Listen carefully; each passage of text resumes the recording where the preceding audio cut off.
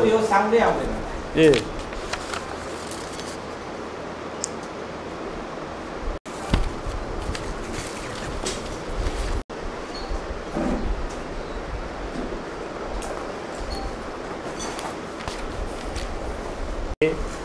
स्थानीय तहको निर्वाचन सम्पन्न गराउनु पर्ने छ। निर्वाचन आयोगले देशैभरि एकै पटक निर्वाचन सम्पन्न गराउने तयारी गरे अनुरूप धनुषा जिल्ला अन्तर्गत 18वटा पालिकाहरूमा पनि वैशाख 30 गते निर्वाचन सम्पन्न गराउने तयारी गरे अनुरूप आज हामी तपाईं सञ्चारकर्मी साथी छोटो जानकारी गराउँछु। धनुषा जिल्लामा जम्मा मतदाता सङ्ख्या 4,67,388 हुनुहुन्छ। त्यसमध्ये पुरुष 2,48,840, महिला 2,18,542 र अन्य 6 गरेर अघि मैले भने हाम्रो यति मतदाता सङ्ख्या हुनुहुन्छ। 18वटा पालिकाहरू छन्। अब 18वटा पालिकाहरू यहाँलाई जानकारी नै छ, मैले सबै अहिले यहाँ पढेर भनिनँ। सबैभन्दा धेरै मतदान स्थल भएको ठाउँ जनकपुर उपमहानगरपालिका हो भने सबैभन्दा कम मतदान स्थल भएको ठाउँ धनौजी गाउँपालिका र बटेश्वर गाउँपालिका। यहाँलाई थाहा छ 9-9वटा चाहिँ नि मतदान स्थलहरू त्यहाँ रहेका छन्। धनुषा जिल्ला अन्तर्गत जम्मा 323वटा मतदान स्थल छन् भने 596वटा मतदान केन्द्रहरू छन्। र हामीले अघि नै भने वैशाख 1 गते हामीले सञ्चालन गर्न गइरहेको स्थानीय तहको निर्वाचन 596वटा केन्द्रहरूमा एकै दिन एकैसाथ सञ्चालन गर्ने गरी हामी तयारी गरिरहेका छौँ। म लगायत अन्य 17जना निर्वाचन अधिकृतहरू सम्बन्धित पालिकामा आफ्नो कार्यालय स्थापना गरेर निर्वाचन सम्बन्धी अन्य तयारीको लागि उहाँहरू जुटिसक्नु भएको छ। यहाँहरूले सम्बन्धित पालिकामा जानुभयो भने हाम्रो निर्वाचन अधिकृतको कार्यालयहरू त्यहाँ स्थापना भएका छन्, कर्मचारीहरू त्यहाँ कार्यरत छन्। हामीले हाम्रो साइनबोर्डहरू राखेका छौँ। कार्यालय विधिवत स्थापना गरेर हाम्रो कार्यहरू प्रारम्भ भइसकेको छ। अब आज हामीले यहाँहरूसँग किन संवाद गर्न खोज्यौँ भने निर्वाचन सँगसँगै जब निर्वाचनको कुराहरू उठ्छ, निर्वाचन सँगसँगै केही कुराहरू हामी सबैको लागि पालना गर्नुपर्ने विषयहरू आउँछ। त्यो भनेको आचार संहिता पालनाको कुराहरू आउँछ। 2 दिन अगाडि हामीले विभिन्न राजनीतिक दलका प्रतिनिधिहरूसँग आचार संहितासँग सम्बन्धित विषयमा संवाद गरेका थियौँ। म देखिरहेको छु त्यति बेला पत्रकार महासङ्घको अध्यक्ष अहिले यहाँ हुनुहुन्छ, उहाँ त्यहाँ हुनुहुन्थ्यो।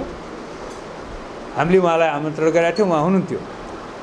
र आचार संहिताको विषय यो कस्तो विषय छ भने यो यहाँहरूसँग पनि हामीसँग सबैसँग सम्बन्धित छ। आचार संहिता निर्वाचनको घोषणा भएदेखि आचार संहिताको प्रारम्भ हुन्छ। अब आचार संहिता कसलाई लागू हुन्छ भन्ने सन्दर्भमा हामीले भन्ने हो भने आचार संहिता सबैलाई लागू हुन्छ।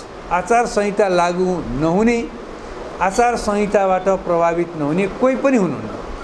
सबै सर्वसाधारण नागरिकदेखि पत्रकार, उम्मेदवार, राजनीतिक दल, सरकारी कर्मचारी, सेना, प्रहरी, निजामती सबैलाई यो चाहिँ आचार संहिता लागू हुन्छ। यसो भनिरहँदाखेरि आचार संहिता लागू नहुने कुनै व्यक्ति वा निकाय छैन। यसरी हामीले बुझ्दा सबैभन्दा उत्तम हुन्छ भन्ने मलाई लाग्छ। त्यसैले हामीले सञ्चारकर्मी साथीहरूसँग मिडियाका साथीहरूसँग आचार संहिताको कुरा गर्नु जरुरी थियो। त्यही भएर आज हामी तपाईहरुसँग यो विषयमा छलफल गर्न उपस्थित भएका छौं। निर्वाचन आयोगले आचार संहिता सम्बन्धी निर्देशिका बनाएको छ।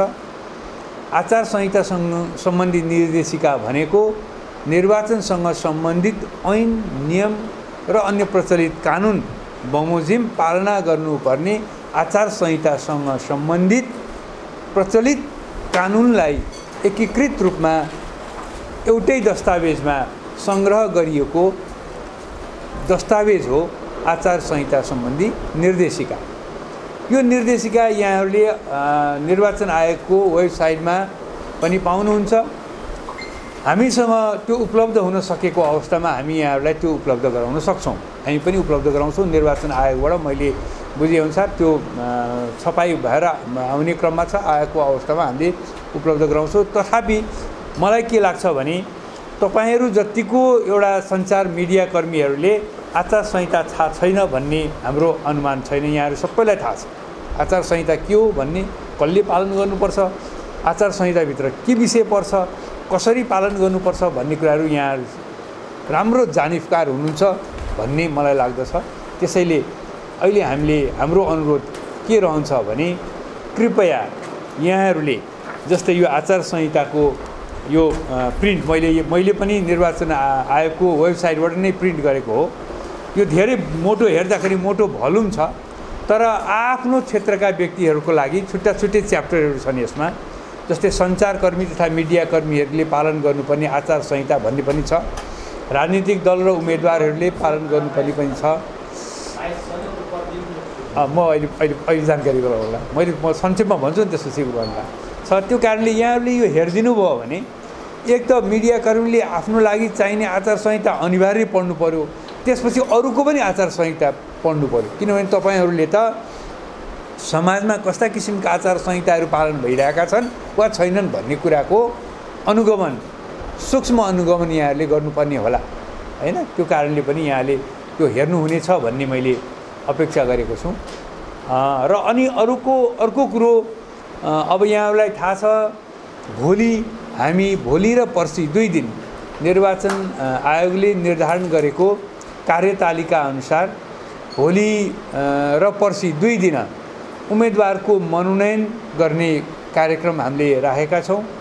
मनोनयनको लागि हामीले विभिन्न आवश्यक फारमहरू, स्वघोषणा फारम लगायत मनोनयनको लागि आवश्यक पर्ने फारमहरू यस कार्यालयबाट हामी वितरण गरिरहेका छौं। यहाँले देख्नुभएकै छ। हाम्रो अपेक्षा के छ, सञ्चारकर्मी साथीहरूले मिडिया मार्फत प्रवाह गरिदिनुपर्ने सूचना के छ भने 2 दिनको समय भए पनि नोमिनेसन गर्न आउनु, मनोनयन दर्ता गर्न आउनुहुने राजनीतिक दलका उम्मेदवारहरू अथवा स्वतन्त्र उम्मेदवारहरूले एकैपटक भिडभाड नहुने गरेर समय निर्धारण गरेर मनोनयन गर्न आइदिनु भयो भने हामी सहज ढङ्गले यहाँहरूको उम्मेदवारहरूको, राजनीतिक दलका उम्मेदवारहरूको, स्वतन्त्र उम्मेदवारहरूको मनोनयन दर्ता गर्न सक्नेछौँ। अन्यथा फेरि तपाईहरू भन्नाले उम्मेदवारहरूलाई नै दुःख हुन्छ कि भन्ने हाम्रो सोचाइ हो। त्यो दुःख नहोस् भनेर सञ्चार माध्यम मार्फत सूचना हामीले के प्रवाह होस् भन्ने चाहेको भने तपाईहरूले कम्तीमा प्रवाह गरेको सूचनाबाट राजनीतिक दल अथवा उम्मेदवारहरूले समय निर्धारण गरेर मनोनयन गर्न आइदिनु हुनेछ भन्ने हाम्रो अपेक्षा छ। मैले यति निवेदन गरेँ। त्यसपछिका अन्य कार्यतालिका अनुसारको कार्यक्रमहरू त यहाँहरूले थाहा पाउनु भएको छ। मनोनयन दर्ता भइसकेपछि के प्रक्रियाहरू हुन्छ भन्ने कुराहरू हामीले यो क्यालेन्डर बनाएका छौँ। यो क्यालेन्डर सार्वजनिक पनि भएका छन्। मनोनयन दर्ता भएको उम्मेदवारको सूची हामी प्रकाशित गर्छौँ।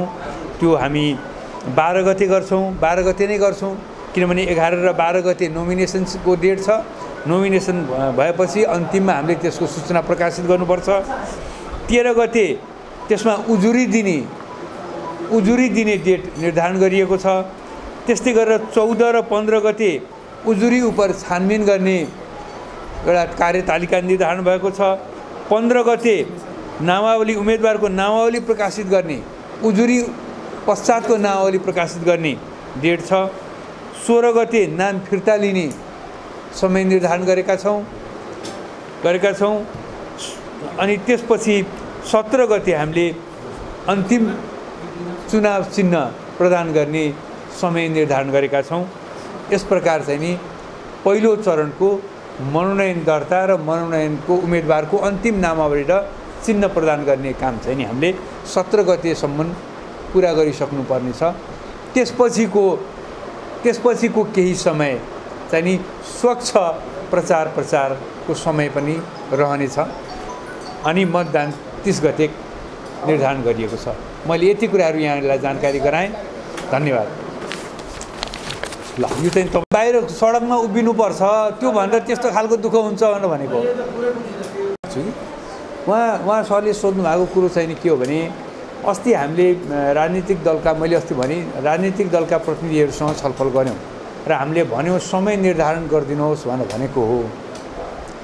अब पर्टिकुलर समय फलानु कुनै अमुक राजनीतिक दललाई तपाईँ यो समयमा आउनुहोस् भनेर हामी भनिदिँदाखेरि त्यो समयभन्दा बाहेकको समय आयो भने के हुन्छ भन्ने प्रश्न उठ्न सक्छ। अनि उहाँहरूले के भन्नु हो भने त्यसरी नगरौँ, त्यसरी पर्टिकुलर समय भनेर नराखौँ किनभने निर्वाचन आयोगले पनि 2 दिनको नोमिनेसनको समय दिएको छ।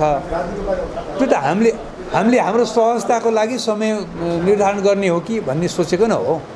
तर समय यो समयमा यो दल आऊ अथवा यो उम्मेदवार आऊ भनेर भन्न चाहिँ हामीले मिल्दैन। हामीले एउटा व्यवहारिक रूपमा मात्रै मिलाउन खोजेको ठुला राजनीतिक दलहरूलाई विशेष गरेर विभिन्न अहिले राष्ट्रिय दलको रूपमा रहेका दलहरूलाई चाहिँ नि एकैचोटि भिडभाड नहोस्, तपाईँहरूले पनि समन्वय गरिदिनुहोस्, बरु हामीलाई जानकारी गराइदिनुहोस् भनेर हामीले भनेका छौँ। अब अहिलेसम्म हामीले त्यस्तो समय अहिलेसम्म निर्धारण भएको पाएको छैन। मलाई लाग्छ आयोगले पनि यो समय यो दललाई भनेर त्यसरी निर्धारण गर्यो।